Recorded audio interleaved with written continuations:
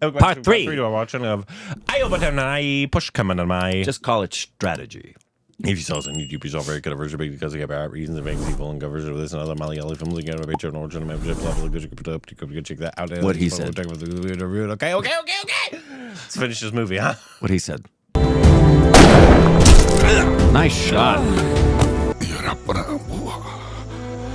Polka dot theory. Which is a high compliment. Oh, he shot him right in the poo-poo.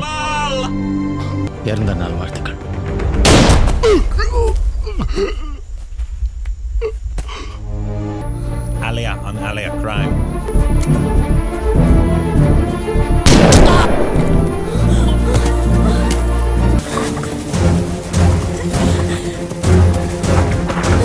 Oh dear. Ooh, we got a never-ending story situation going on.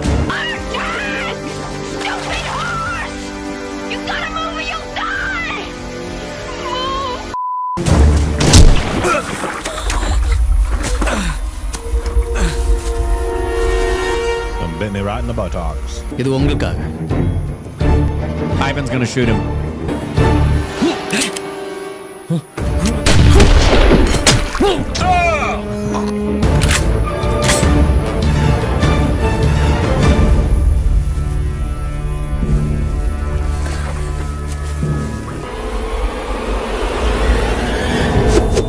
Oh no!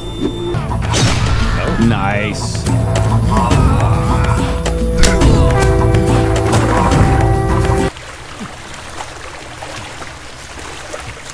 That hole is wet.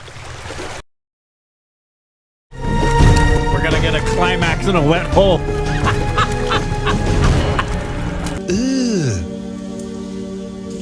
Brother, what's that? Stealthy Fafa. Say nothing. No speech. Shoot him in the throat. Right in the throat! Oh. Look at that. Did he hit him in the throat?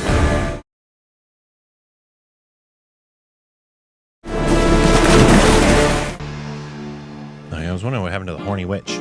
Well, she's gonna kill herself. Rahil സ്വാതന്ത്ര്യം പ്രഖ്യാപിച്ചു. Lovely.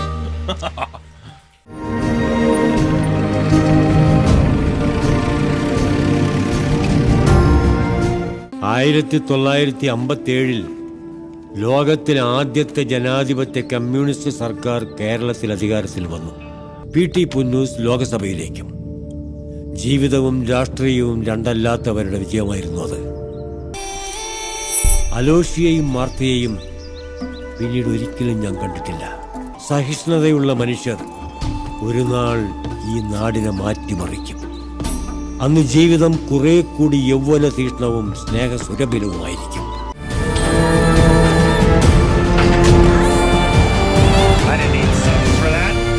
Polka dot theory was yeah, spot on, man.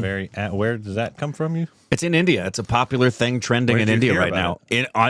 In Hindustan Times. Oh, really? Yeah, about this trend for things happening on social media. There were a couple of celebrities that announced babies or were about to announce babies and were just seen in polka dots, and so this trend went with polka dots reveal you either are pregnant or about to become pregnant.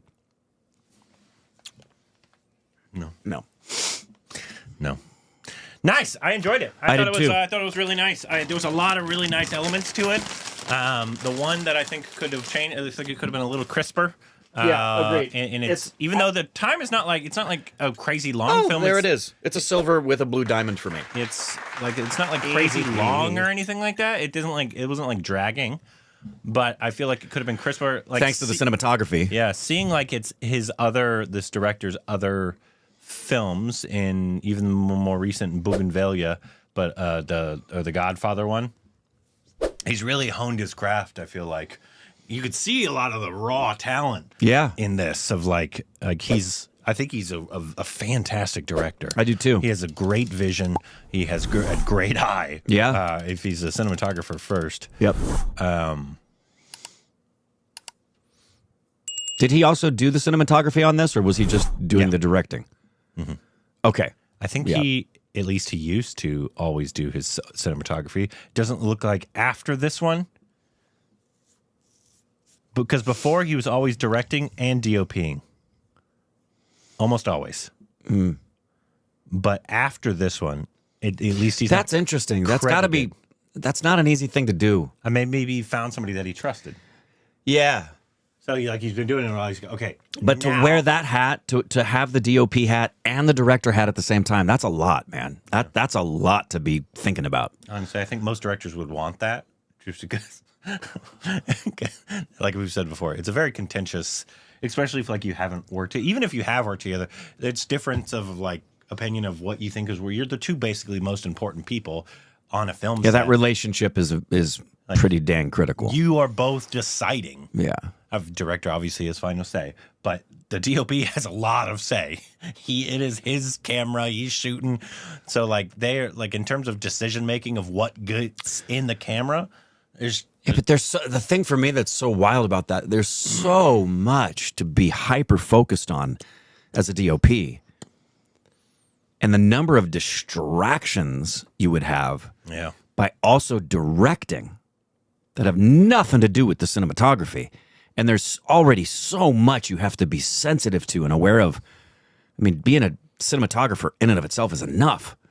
So that's wild to be both DOP and director. I bet you don't see that a lot. No. You'll see editing sometimes, overseeing of editing, like Sean Baker does that, but he doesn't do his own cinematography. Yeah. So I bet he still like oversees it all, but I bet he found somebody he trusts. Yeah, I've got to. Because it's critical. The cinematographer we saw, I think the first thing we ever saw of his was the Mahmoodi Godfather one. Yeah. His cinematography is. Like you've got to. He's got to have somebody. I think it's for all of his films, but I think it's especially true of this film for sure. You know, if you've got a DOP. Yeah. So he's found a DOP now. Yeah, if you've got a DOP who likes static shots, they're not going to have fun working for him. So it looks like Anand, this guy, is now his DOP. His DOP. Like, yeah. Because that happens. If you're a big-time director, you most likely have a whole team of people, but especially a DOP, that you're like, if they're available, I want them. They're working with me. Yep. That's just, I mean, I'm sure the DOP would want it that way too, because it's a symbiotic relationship. And they'll sometimes wait, just like they will for their actors. If an actor isn't ready for a project that they want, they'll do the same thing. There's directors who will wait for a lot of people so that they have the team together they want to have. It does it on TV too. You'll see that a lot on television too. You'll see, like, Scott talks a lot about how the folks working on Ted with him, majority of them are all the same folks from The Orville. Because they all know what Seth wants. It's how it works. Yep. Here, once you're in. Yep. That's why people keep working. Even if you're like, they don't have a lot of talent, they have an in. They have an in because they can be trusted and they know what the person wants and gives it to them. That is critical, because you could find somebody that's got talent and then you bring them on and it just doesn't mesh. You don't have a similar vision. They're not teachable. Whatever the reason is, there's just no chemistry together. Yeah. Once you find a working relationship, you want to work together all the time. So yeah, that was definitely one of the standouts of this film. Yep. Is the cinematography and directing. It was the propeller for the story for me. Yeah. Because it did at times, the story dragged. It kind of got in the mud a few places. Yeah. And the cinematography kept it moving. But also the score. Yeah, the score was wonderful. Absolutely fantastic. Yep. By these pairing right here. Nihan Nair and Yaksen Gary Pereira. Fafa was one of the producers of this film. Yeah. And the editor was Praveen. He and the director. Praveen something. Praveen Prabhakar. Yeah. And the shout-outs, lighting, as always. If you like the cinematography, it's also because lighting was critical. It's arguably the most important part of what's happening with your cinematography. If it's not lit right, forget it. The music is highlights, as you pointed out. It's composed by husband and wife duo. Beautiful. She sung a few songs in this as well. Yeah, did a great job. Indeed, this is the best. Sorry, I'm looking for the thing I was. Prophet Job Prabhu is called Prophet Iyobinte Pusho in Arabic. He went through great suffering. That's what they did. Yeah. They took some of it from the Arabic. Yeah. In Malayalam, he is called Iyobinte. It means the Book of Job. So it's actually that one as opposed to, I think, more the biblical one. Right. It's more of the, I guess. Well, bottom line, he suffered. Yeah. Yeah. And if you're not familiar with the Book of Job from the 66 books of the Protestant and Catholic Bible, he loses pretty much everything. The story begins with the devil telling God, yeah, the only reason Job praises you is because his life is good. And he says, let me, attack his home. He still praises God. Let me attack his family. Let me attack his health. He loses everything. Loses his home, loses his kids, loses his marriage, loses his health. And basically anybody, a Job experience equals suffering. So, I think everybody did a really good job. There wasn't really a weak link outside of some of the white actors in the beginning. As usual. And so the elephant was better than the white actors. So that's good. Yeah. It was enjoyable. And if somebody said to me, hey, would you watch this with me? I'd watch it with them. Yeah. I think it was a nice, enjoyable film. Yeah. I think it just, as directors grow, they kind of hone their craft in making a film. Making a film is so hard. Because, one, what you think is dragging and what somebody else thinks is dragging are completely different sometimes. Yep. And so you kind of have to be able to try to read as best you can as a director. And it's, what else is keep so the story flowing. So hard with pacing is that you're editing in fragments. Yeah. And you edit it and you're so absorbed in it that you can't see the forest for the trees. I wonder how often, not just for this film, but any director for any film, you have to step away from the editing process for a little bit and forget it and go back in to see it afresh, because you may feel like the film as a whole has a great pace because the pace in these little segments worked when you were editing, but then you put them all together and watch it as a whole and you go, crap, we got to go back into the editing room because it dragged. Yeah. I thought we were doing great, or the reverse. Yeah. It's been too rushed. We need to put some stuff back in. Yeah. It's the most collaborative art form. It's why post often takes so long. It's not just for CGI stuff, but when everybody wraps and the actors move on and the crew move on, the director and the editor and the composer and sound people are working for weeks, if not months afterwards. Oh yeah, there's the shortest basically part of is the filming. The filming usually. Yeah. For the most part. Almost always. Because then you got color correction, you got sound, you got editing, you got score, you got, if there's dubbing, if there's reshoots, there's so many things post. Yep. You're being done film, unless it's like Lord of the Rings, but I'm sure post even took longer than even that took. Obviously. Oh, I'm sure. Well, with Lord of the Rings, bless his heart, Peter Jackson was having to edit and prep Fellowship while he was still filming Two Towers and Return of the King, because he filmed all three at the same time. So think about that. With that, they had to not only do all that, they then, while Fellowship weren't they still filming when Fellowship released? I think so. So they had to do all of their press junkets, all of their premieres, and then get back to New Zealand to keep filming. Yeah. Wild. Because wasn't it almost a 10-year process? Mm-hmm. Man. It's wild. Crazy. Same with Harry Potter. Yeah. Yeah. It's interesting. Fafa, obviously, his eyes are one of his best qualities about him, and to make him, because he has such expressive eyes. Yeah. You can tell lots going on behind. As does his buddy in the thumbnail. And yeah, very expressive eyes. And so having somebody who isn't talking, I'm telling you, he didn't have more than a page of dialogue in the entire film. I wonder if he took it. He was like, I don't have to. No, I'm sure it was. This is a Clint Eastwood military dude. He's a man of few words. Actions are what speak. He's like, I'm doing a couple films. I don't want to memorize more. Amal probably said, he probably got on as a producer, and Amal's like, I want you to star in this. He said, I have so much work that I got to do. I got this project. I have this project. But you can do, no, look, it's just a 3-hour film. You have 6 lines. Oh, okay. Amen. Amen. He pulls it off. He does such a good job. But yeah, I thought everybody else did a good job as well. Lal, Yeah, of Lal course. is- He's always Lal, but he's always so good. One of the most iconic voices in all of Indian cinema. Yeah, everybody was just did a really good job. I would have no loved weak links. more of the horny lady Yeah. throughout the film. Yeah, she was only really predominant in the second half. The second half, she got really horny. Yeah. And I get it because, like, I think they were hooking up behind his back, but I feel like you could have brought that in the first half as well, Yeah. as opposed to it's like, oh, this feels almost like an entirely new character that we're getting to Right. learn about just in the second half. And I liked it.